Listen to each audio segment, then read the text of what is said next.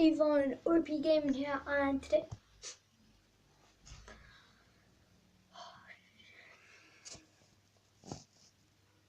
hi guys, OP Gaming here, and today I'm going to show you guys how to make a paper hat slash bow. Anyway, you want to at first you want to have a A4 piece of paper. First thing you want to do is fold it in half. So do this on this table. We'll go quick. There you go. You have a really small piece of paper.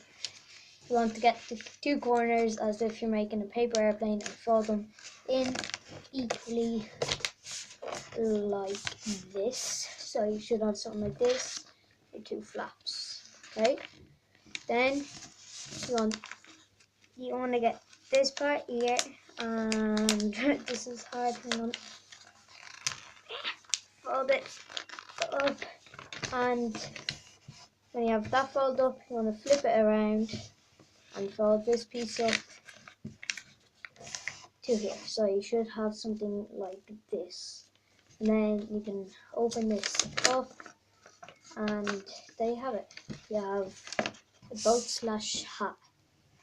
And you guys, you can put like, say you could put designs on this and basically just and there you guys have it. You have an MLG hat.